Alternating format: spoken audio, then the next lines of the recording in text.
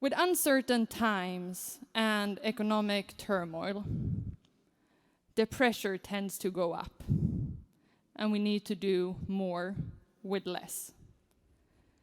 Improving the efficiency and effectiveness of our operations. This is going to be the topic of our first keynote, looking at the aspects of doing more with less, but also the breakthroughs in recent innovations when it comes to large language models. Please help me to welcome up on stage our very own thought leader and CEO, Emma Storbacka, to kick off today and to launch Avow's GPT. Let's give her a big hand.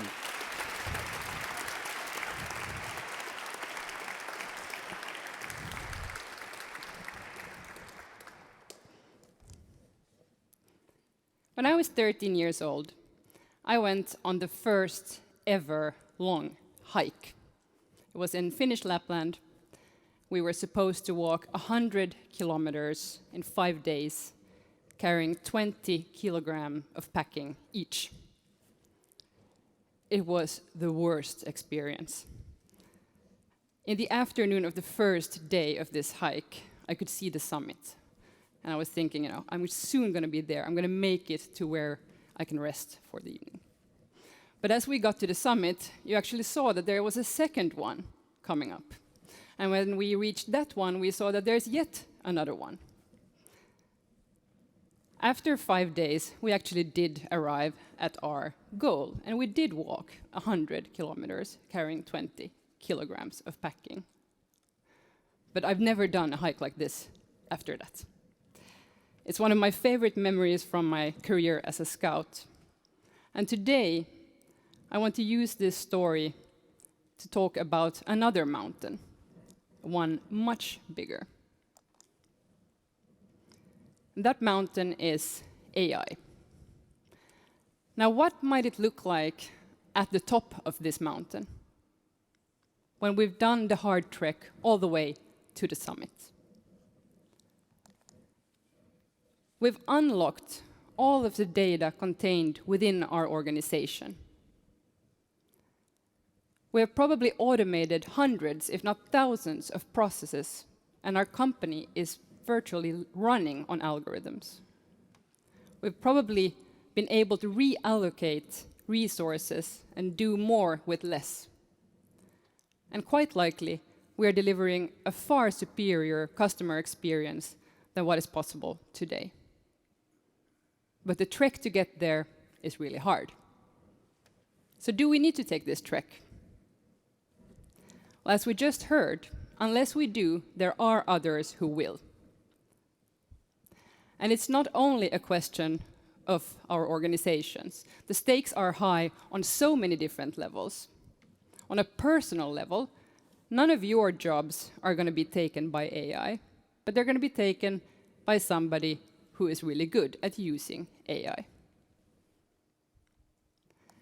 We know that organizations in Europe have been growing 20%, they've been 20% less profitable and been growing 40% slower than the peers in the US, because we haven't been investing in technology and in getting all of that value to be unlocked.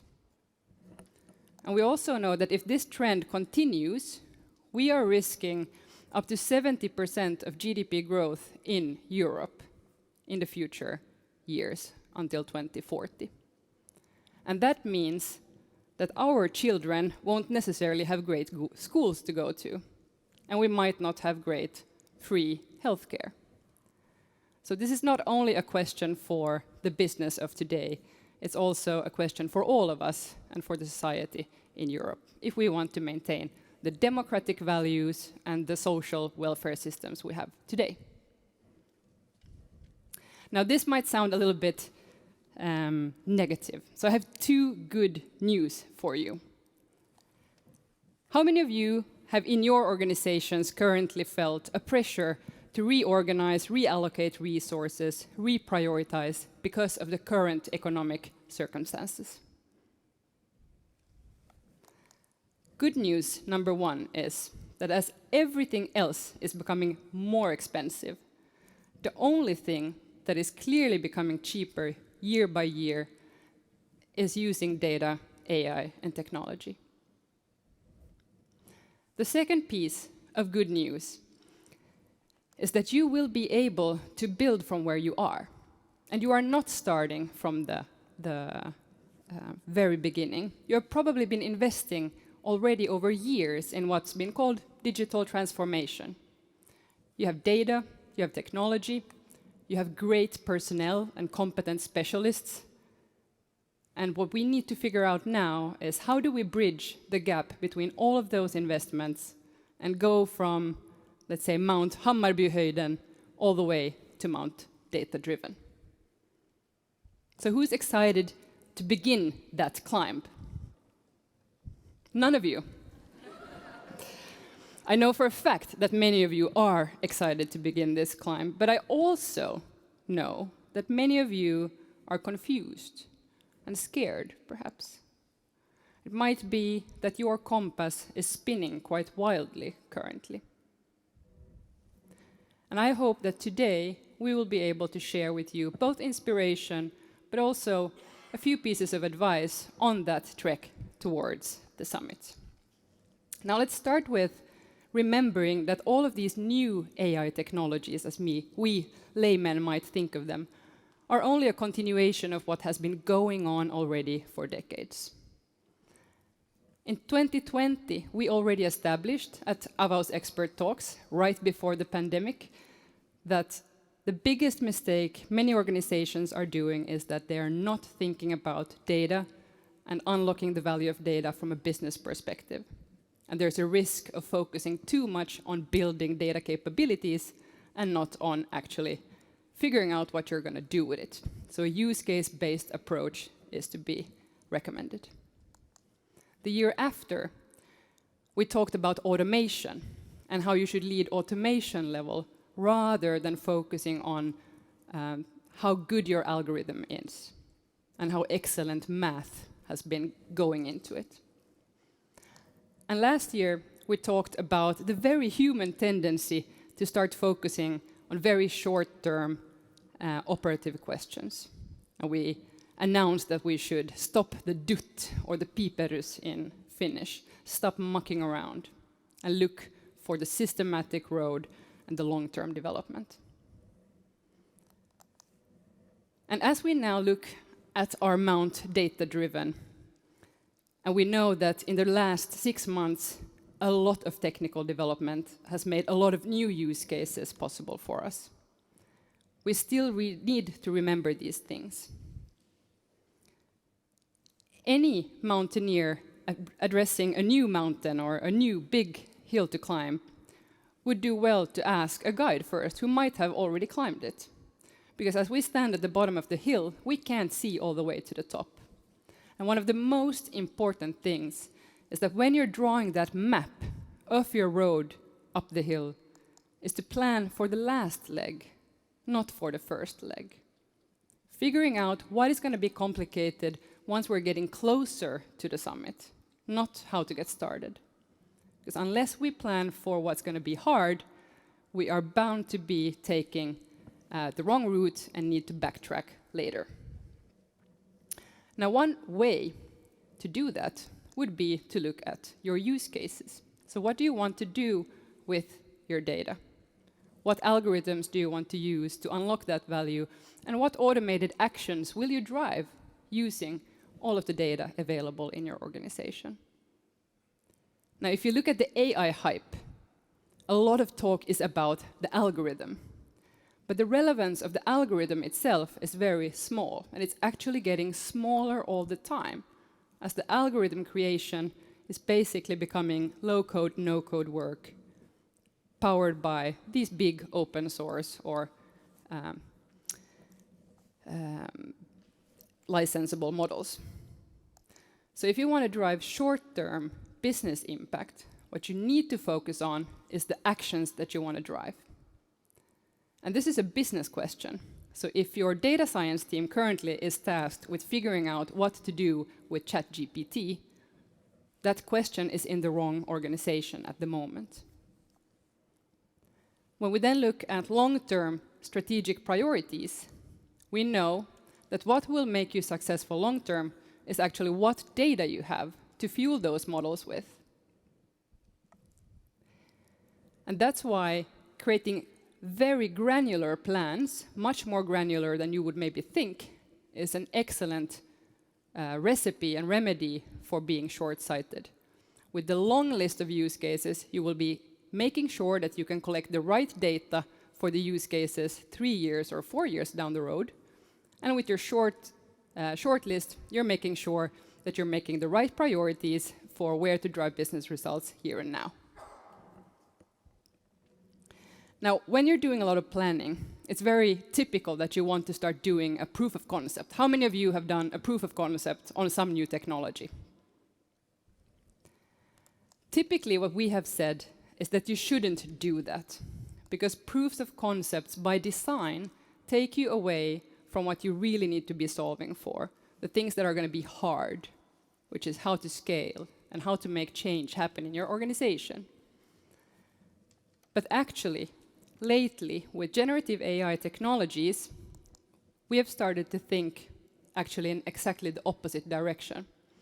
You need to run a proof of concept, but it needs to be a human-centric proof of concept, where you involve tens or hundreds of your colleagues in your organization to do a collective algo leap, to figure out and destigmatize the use of AI, to reduce fear, and also to create better ideas for what to do with all of this data.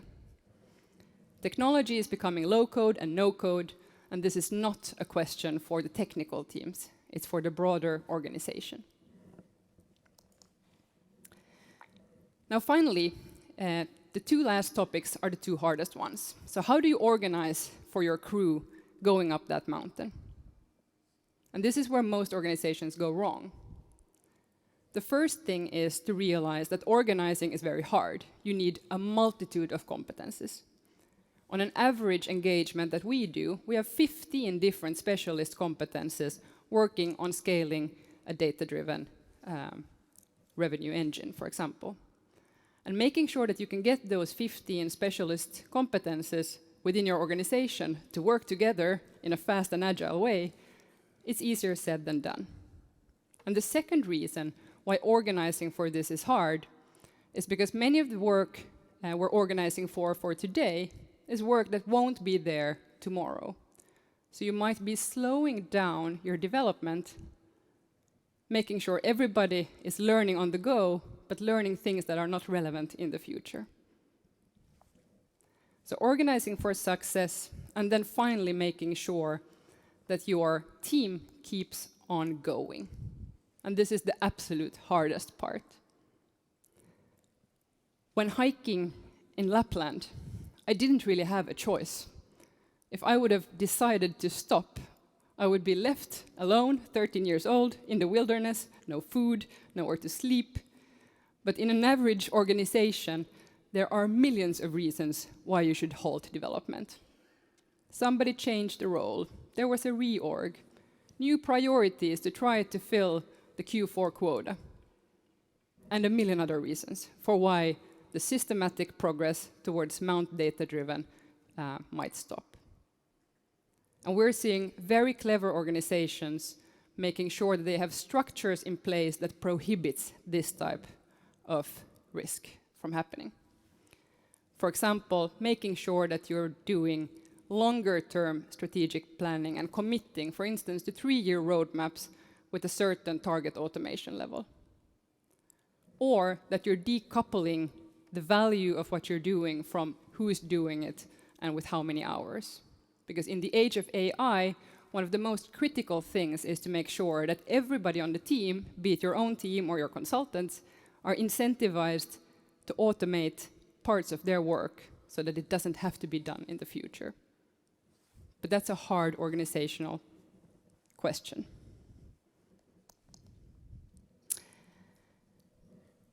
So now that we're giving off all this advice, how is Avaus doing this for ourselves? A few years ago, we realized that if we want to be competitive in the long term, we need to start developing our own AI strategy.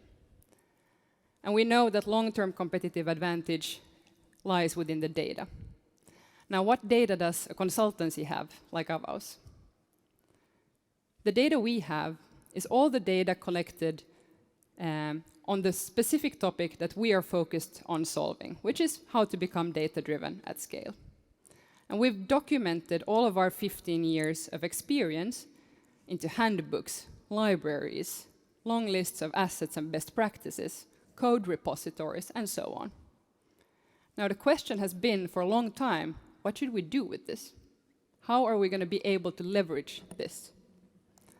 And now, with generative AI technologies, we are finally at a moment where we're starting to experiment with this. And in the future, we believe that a lot of our work in terms of creating strategies, advising, roadmaps, also technical deliveries, will be partly or completely automated. And we hope that by announcing Avaus GPT and sharing some of that journey with you, we might also inspire you to think about what you could automate and use AI for in your business. So I'm very proud to introduce up on stage Eldar, our CTO, and Erik, our lead data scientist, to tell you more about this exciting case.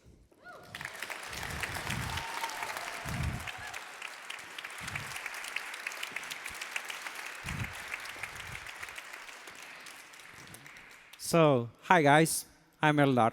And I'm Erik. So, why does a consultancy need a CTO? To prepare for the AI-driven future.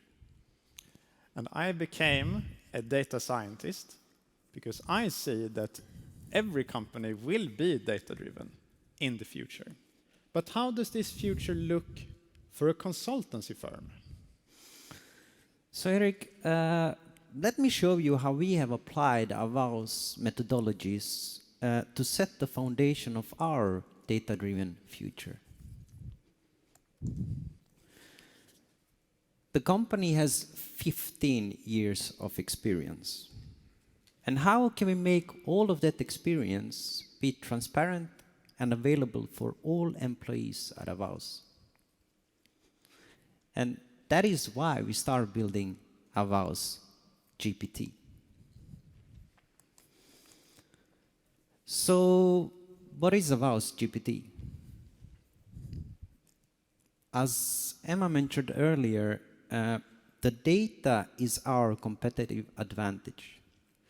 So we want to use the model and the data to train the model and to put it for the best purpose of Avaus. So basically, it's a large language model from OpenAI combined with the data accumulated with experience and the documentations of Avaus that together creates Avaus GPT. So in the first stage, we have developed the interface to be able to use the model. But in the future, we want to automate this to even more advanced features, like creating the PowerPoint presentation, creating the slideshows, code, or whatever we want to imagine. And the building integration with OpenAI and developing the UI, it's not the challenge. The biggest challenge is to train the model so it gives you response as you are expecting. That is why we have created a prompt UI to give all Avaus employees to train and improve the model. So you don't need to be a techie guy or techie team to do this. Everybody can do that. This sounds good, Eldar. But there is one part here that worries me. Is OpenAI reading our Google Drive? Because that would be a security breach, right? Erik, of course not. Come on. You know that. All data is stored and located on our Avaus infrastructure. So basically, no data is shared with any third party. It's our drive, it's our Confluence, it's our code repositories. And as I said before, everything is owned and stored at Avow's infrastructure, and it is Avow's intellectual property. Okay. Whew. But then, it's interesting to understand what took the most time here. When we were building this, what was the most complicated part? So as I said earlier, developing the application and delivering the code and infrastructure in automated manner, that's not a problem anymore. Low code, no code, everybody can sit and write code now for this time. The biggest challenge is basically to improve the model and to make that perform as you expect it to prefer.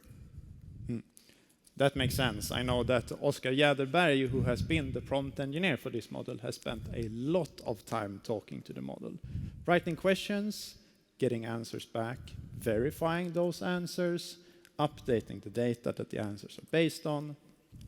Lots of work. But Eldar, does anything actually exist in practice, or is this just fancy slides? Come on, Eric. As a consultancy CTO, I have learned the power of points. So of course, this is just a PowerPoint presentation. No, I'm just kidding. Let's take a look at the real demo. All right, it's demo time. What you're seeing now is the user interface where the language understanding of OpenAI and the data and knowledge and experience from Avaus come together to form Avaus GPT. I will show some use cases now that are relevant in our situation with the data that we have.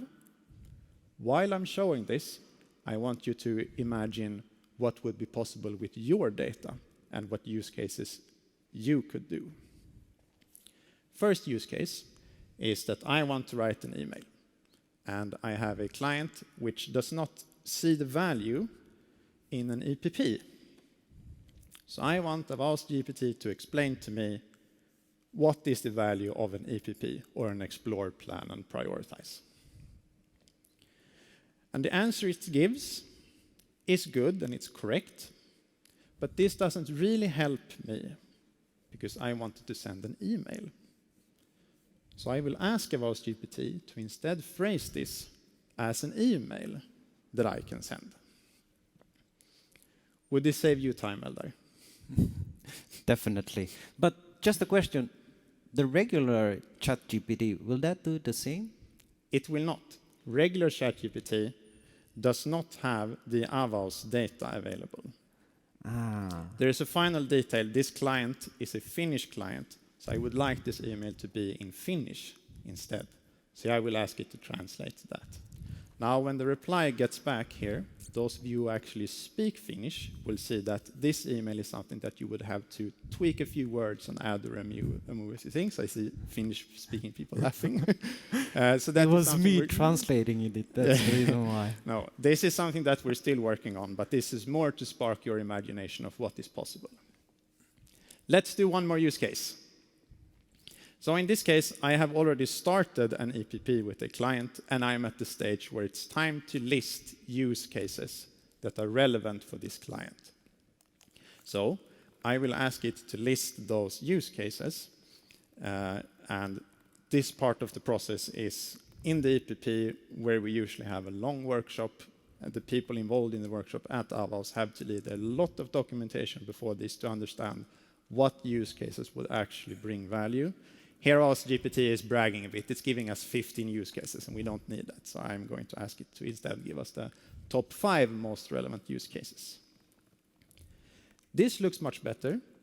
So this I wanted to phrase as a LinkedIn post that we can share with you. And this LinkedIn post that you're seeing now is actually live. So if you're interested in reading exactly what it says, you can head over to Avaus, and that LinkedIn post is live, so you can like it if you think it's good, and share it and say that this is AI generated.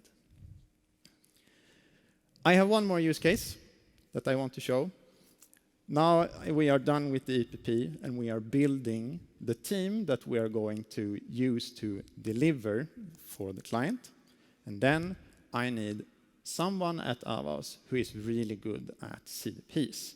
So I will ask Avaos GTP, do we have such consultants, and who should I be talking to? It says that we do have those consultants, but I need a name. So I'm going to tell it, can you please name one specific consultant that I should be talking to? And the name that it gives me back, with a description of why I should talk to that person. It's going to be you. No, it's not going to be. Okay. Yeah, that would be too egocentric. It recommends Oskar Jäderberg, who is great with CDPs, and I would like to contact him, so I am asking Avaos GTP for the contact information which it gives me. In speaking of Oskar Jäderberg, I would like Oskar Jäderberg to wave, who's at the back. He has done a lot of prompt engineering work with this. As of now, Oskar Jäderberg is very likely one of the best prompt engineers in the Nordics. He has spent a lot of time talking to this model, and it is his hard work that you're seeing on screen. For anyone, I hope that this inspires you to keep heading towards the mountain, and please keep imagining that these are the use cases that are relevant for Avaos. What is relevant for you? What is possible with your data? What kind of use cases can you do? The methodology is the same, and the methodology is the interesting part of this demonstration. And with that, I would like to hand over to Emma again. Thank you for your time. Thank you very much. Thank you. Big applause to you guys. I'm so incredibly proud of the strides that we have been taking on our AI-driven journey, and I'm sure we are only at 2 to 3% of what is possible. So if you're now inspired to start looking at how do you go towards that mountaintop, let's recap real fast. So we want to make sure that we're not backtracking later on the road towards the summit. We need to concentrate on what actually is the value-creating part, so action and data. We want to involve our organization by running a human-centric proof of concept, for instance, the way that we have all at Avaos been part of training this model, something all of us can do with zero technical skills. You need to make sure that you're organized in a way that does not set you up for failure later on or for stops in your road towards the summit. And you need to make structural changes that forces you to keep on going towards the summit. Now, this might feel scary, and it's all of our jobs to face those fears. And if you need any help with that, our recommendation is to do learning by doing. And if you need to do learning, why not do it together? So you're very welcome to join any of our open training sessions for generative AI. They are going to be 30-minute online sessions where we're prompting together and just getting familiar with what technology can do for us today. You'll find the information also in the app. So do you want to contribute to the future-proofing of Europe? Yes. Do you want to contribute to the future-proofing of your own organization? And do you want to contribute to the future-proofing of your own career? Then let's climb that mountain together here today. Thank you.